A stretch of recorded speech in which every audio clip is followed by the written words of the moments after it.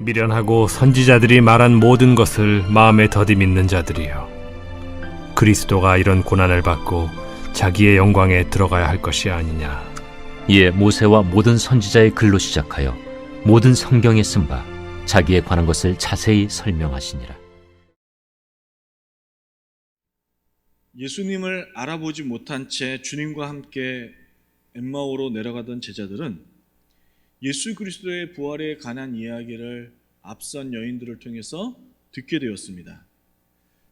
그러나 이 제자들은 연인들의 그 증언을 들었음에도 불구하고 지금 함께 걷고 있는 분이 주님인 것을 몰라보죠.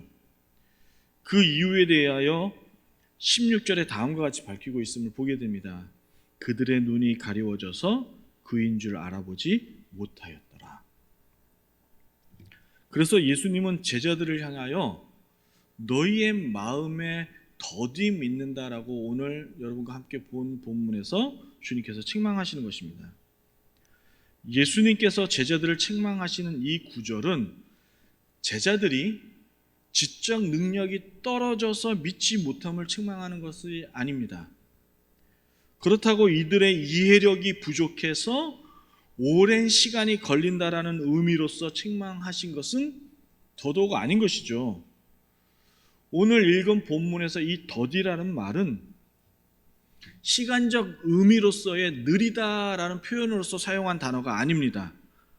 이 더디는 부정적인 의미에서 사용된 제자들을 향한 믿지 못함에 대한 책망의 의미로서 더디다라고 사용하신 단어인 거죠. 그래서 25절을 통해 발견되는 것이 뭐냐면 미련과 믿지 못함이 연관을 지어서 주님께서 이들 제자들을 책망하는 것을 볼 수 있는 겁니다. 여기서 미련과 믿지 못한다라는 이 책망은 구약의 하나님께서 선지자들을 통해서 자신의 말을 전했음에도 불구하고 어리석게도 믿지 못하는 이스라엘의 백성을 보시고 안타까워서 사용하신 구약의 단어들과 동일한 단어로서 사용된 것인 것이죠. 다시 말해 제자들은 믿음의 실체이시며 구원자 되시는 예수님을 앞에 두고도 그가 내 생명의 주인이시며 나의 구원자이신 메시아이심을 알아보지 못했다라는 것입니다. 왜요? 그들의 영적인 눈이 가려워져서요. 그래서 주님은 그들을 향하여 믿음이 없다라고 책망하신 것입니다. 사랑하는 여러분, 이 믿음과 같은 이 추상 명사가 현실에서 실체가 되기 위해서는 반드시 그 단어를 사용한 사람이 그와 그 단어에 맞는 합당한 행동을 했을 때 그 단어가 현실에서 실체화가 되는 거 아니겠습니까? 다시 말해 책상, 의자와 같은 것들은 현실에서 우리가 눈으로 실제적으로 볼 수 있는 형체를 가진 것이잖아요. 이러한 형체가 있는 것들은 소위 질량과 분량이 있어서 형체가 크다, 작다라고 판단할 수 있지만은 질량과 분량이 없는 이러한 추상 명사를 향하여 작다, 크다라고 평가하기에는 문제가 있다는 것이죠.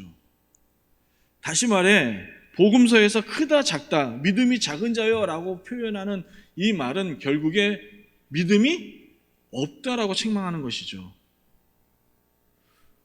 다시 말해 결국 이 말은 주님께서 제자들을 향하여 너희들의 믿음이 없음을 하나님께서 주님께서 책망하시고 또한 그들의 교훈을 하시는 말씀이 된다는 것입니다. 여러분, 신자의 모습에서 다시 말해 신자의 모습에서 예수 그리스도가 비춰지지 않는다라는 말은 그 신자의 삶에 삼위 하나님을 두려워하는 마음이 없다는 말과 무엇이 다르겠습니까? 여러분, 신자에게 있어서 이 말처럼 두렵고 무서운 것은 없는 겁니다. 다시 말해 신자라고 말하면서 성도라고 말하면서 나의 믿음의 대상이신 주님을 믿지 않는 것이죠.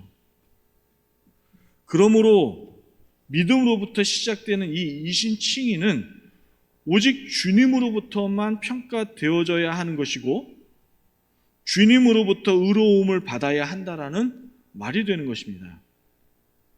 이신칭의는 인간의 전적인 타락과 부패한 존재임을 인정하는 것으로부터 시작되어져야 한다는 것입니다. 그러하기에 죄인 스스로가 의로움을 자청할 수 없을 뿐만 아니라 또한 교회 안에서 우리가 성도 간의 교제 가운데에 우리가 우리 스스로의 나의 의를 자랑할 수 없음을 우리는 교회 공동체 안에서 인정해야 하는 것입니다. 또한 여기서 한 가지 짚고 넘어가야 될 중요한 사실이 하나가 있는데, 죄인은 믿음 없이 구원을 받을 수 없다라는 것을 인정함과 동시에 믿음이 무엇인가를 생각해 봐야 된다는 것이죠. 사랑하는 성도 여러분, 여러분의 믿음이, 여러분들이 말하는 그 믿음이 무엇입니까? 여러분, 우리가 말하는 믿음이란 믿음의 대상이신 예수 그리스도를 믿는 것뿐만 아니라 그분의 교훈과 그분이 가르쳐 주시고 보여주신 삶의 자세까지도 우리가 믿고 따라 사는 것을 의미하는 거 아니겠습니까? 할렐루야! 그러므로 예수님의 말씀과 그분의 가르침만이 오직 우리를 천국으로 인도하는 길인 것을 우리가 믿어야 되는 것이죠. 그래서 오직 성도의 삶은 그분의 말씀을 따라 사는 복종의 모습이 있어야 진짜로 그 성도가 주님을 믿는다라고 말할 수 있는 거 아니겠습니까? 요한복음 14장 6절에 주님은 다음과 같이 얘기했습니다. 내가 길이요 진리요 생명이니 나로 말미암지 않고서는 아버지께로 올 자가 없느니라. 우리는 이렇게 말씀하신 주님의 의도를 분명히 알아야 하는 것입니다. 우리는 이 요한복음 14장 6절 내가 길이요 진리요 생명이라고 하신 주님의 이 뜻깊은 말씀을 성도는 가슴 깊이 새겨서 이 말씀을 신자의 삶 가운데 적용해야 되는 것이죠. 또한 신자의 삶에 예수 그리스도를 영접하지 않고서는 인간이 하는 모든 일은 무가치하다라는 것을 인식하고 깨달으며 살아야 한다라는 말이 되겠습니다. 사랑하는 여러분, 그러면 신자가 예수님을 따라 살아간다라는 것이 무엇인지, 예수님의 길을 따라 살아야 하는 것이 어떠한 삶인지를 오늘 26절에서 또한 보도록 하겠습니다. 26절에 보면 중요한 두 가지 표현이 우리에게 분명하게 나타나는데, 하나는 그리스도의 고난과 그리스도의 영광이라는 두 구절이 우리에게 중요한 의미로서 다가옵니다. 성자 하나님께서 인간을 사랑하사 친히 이 땅에 오셔서 고난의 길로 들으셨죠. 이 고난의 길로 들어섰음을 설명하는 것이 바로 그리스도의 고난을 이야기하는 것입니다. 즉 신이 제한적인 인간의 모습으로 이 땅에 오셔서는 인간을 위해, 나를 위해, 우리를 위해 모진 고초와 모욕을 받으셨다는 겁니다. 그런데 이 말이 어떤 의미냐면, 즉 예수님의 이 고난의 길이 저주의 길이 아니라 지금 이 복음서의 저자는 주님께서 인간의 모습으로 오셔서 우리를 위하여 걸어가신 그 고난의 길이 영광의 길이라는 것을 우리에게 또한 설명하고 있는 것입니다. 할렐루야, 아멘. 그래서 이 본문에서 고난이라는 이 예수님의 고난의 길은 예수님이 우리를 위하여 성육신하셔서 죽으심으로 말미암아 낮아지심을 표현한 단어가 되는 것이고, 영광은 곧 장차 그분에게 올 부활과 승천을 포함한 높아지심에 해당되는 단어로서 복음서 저자는 우리에게 설명하고 있는 것입니다. 사랑하는 여러분, 고난의 길, 영광의 길은 또한 다른 표현으로서 낮아지심과 높아지심을 누리는 그리스도의 영광을 나타낸 표현으로서 곧 우리도 이와 같은 길을 따라 살아야 된다는 것을 이야기하고 있는 것이죠. 오늘 이 주님의 고난의 길과 영광의 길을 걸어가신 구약의 대표적인 인물이 있습니다. 이 아브라함을 통해서 아브라함의 믿음을 통해서 오늘 말씀의 내용을 정리해 보도록 하겠습니다. 그러면 우리는 성경에서 예수 그리스도를 믿고 산다는 것이 어떤 의미로서 사용되어졌는지를 알아야 되겠죠. 그리고 그 의미와 그 해답을 우리는 성경에서 찾아야 되는 겁니다. 그리고 이 성경에서 대표적인 인물인 믿음의 조상 아브라함에서 우리는 찾아볼 수 있겠습니다. 우리는 이 유명한 아브라함이 이삭을 바친 사건에 대하여 잘 알고 있습니다. 아브라함이 이삭을 바칠 때 이 상황을 보면 우리는 명확하게 믿음이라는 이 믿음의 태도가 어떤 것인지를 확인해 볼 수 있겠습니다. 구약에서의 성경은 아브라함과 사라 부부는 남자로서 그리고 여자로서 생물학적 생식 기능이 멈춘 상태임을 우리에게 확인시켜 주었죠. 다시 말해 이들은 이삭을 낳게 된 그 방법이, 이삭을 낳게 된 그 동력이 하나님의 은혜였다라는 것이죠. 하나님의 영광이 아니고는 되어지는 일이 아니었다라는 것은 성경은 우리에게 명확하게 분명하게 밝히고 있습니다. 이러한 놀라운 기적을 경험한 이 부부는 다음과 같은 신앙 고백을 통해서 우리에게 믿음의 태도를 보여주고 있습니다. 우리 로마서 4장 17절과 22절의 말씀을 한번 보도록 하겠습니다. 기록된 바 내가 너를 많은 민족의 조상으로 세웠다 하심과 같으니 그가 믿은 바 하나님은 죽은 자를 살리시며 없는 것을 있는 것으로 부르시는 이시니라.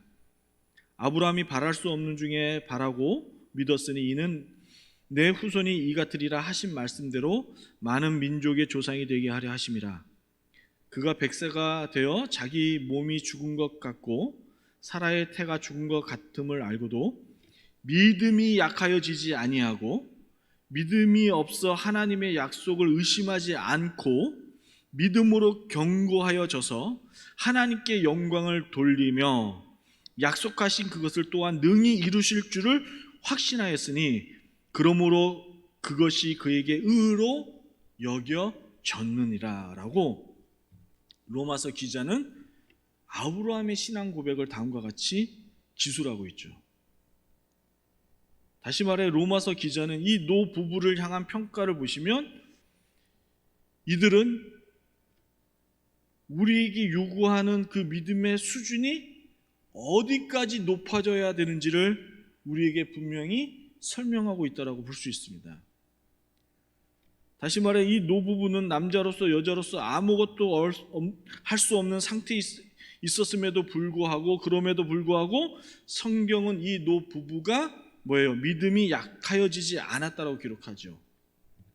그리고 아브라함 부부가 하나님의 능력을 의심하지 않았다는 증거로서 로마서 저자는 외아들 이삭을 바치는 장면을 증거로서 말하고 있습니다. 하나님은 아브라함에게 이삭을 바치라는 명령을 내립니다. 그리고 아브라함은 하나님의 명령을 듣고 주저함 없이 이삭을 데리고 모리아 산으로 올라가죠.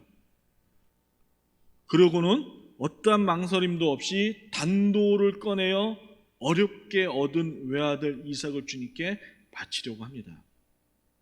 여러분, 우리는 여기서 주목해야 될 것이 아브라함이 망설임 없이 외아들 이삭을 바치려고 했다는 것이죠.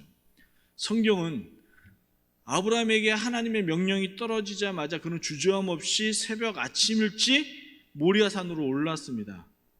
이에 대하여 히브리서 저자는 그가 이와 같은 행동을 할 수 있었던 그 원인을 다음과 같이 히브리서 11장 19절에서 기록하고 있죠. 함께 보도록 하겠습니다.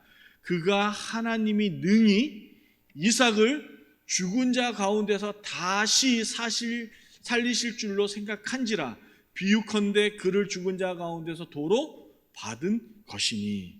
할렐루야. 아브라함은요, 하나님께서 이삭을 다시 살릴 것이라고 믿었다는 것입니다. 그러므로 오늘 이 말씀에서 우리에게 요구하는 것이 어디까지냐면 지금 아브라함의 믿음의 수준까지 저와 여러분들에게 믿음을 요구하고 있는 것이죠. 바로 이와 같은 믿음만이 우리가 영광된 길로 갈 수 있는 믿음이라는 것입니다. 그런데 앞서 이신칭에서 말씀드렸듯이 이 믿음 역시 우리가 스스로 할 수 있는 믿음이 아니라는 것이죠. 주님께서 주셔야만이 되는 믿음이 되는 겁니다.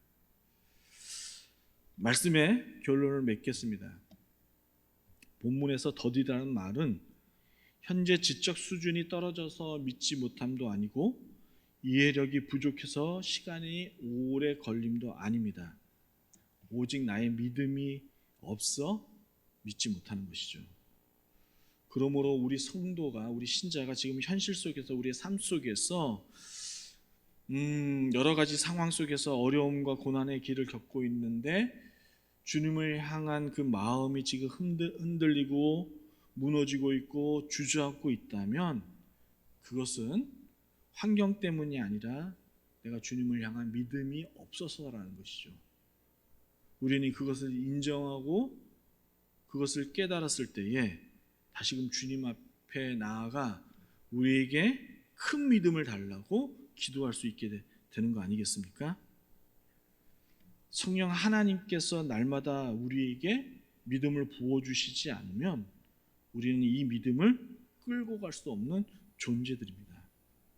그래서 이 설교를 듣는 모든 성도님들은, 그리고 또 저는 아브라함과 같은 믿음의 소유자가 되어서 낮아지심과 높아짐을 경험할 수 있기를 주님의 이름으로 축복합니다. 기도하시겠습니다.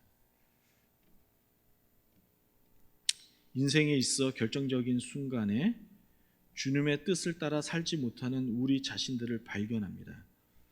주님 용서하여 주시옵소서. 우리 가련의 성도님들도 아브라함과 같은 믿음의 소유자가 되어 하늘의 영광을 경험케 하여 주시옵소서. 또한 주님의 십자가의 겸손을 닮아 교회 공동체에서 겸손한 자로 살아가게 하시고 그로 인해 주님의 영광이 교회 공동체 가운데에 드러나게 하여 주시옵소서. 감사드리며 예수님의 이름으로 기도드렸습니다. 아멘. 하늘에 계신 우리 아버지여, 이름이 거룩히 여김을 받으시오며 나라의 임하옵시며 뜻이 하늘에서 이루어진 것 같이 땅에서도 이루어지리라. 오늘날 우리에게 이러한 양식을 주옵시고 우리가 우리에게 죄 지은 자를 사하여 준 것 같이 우리 죄를 사하여 주옵시고 우리를 시험에 들게 하지 마옵시고 다만 악에서 구하옵소서. 대개 나라와 권세와 영광이 아버지께 영원히 있사옵나이다.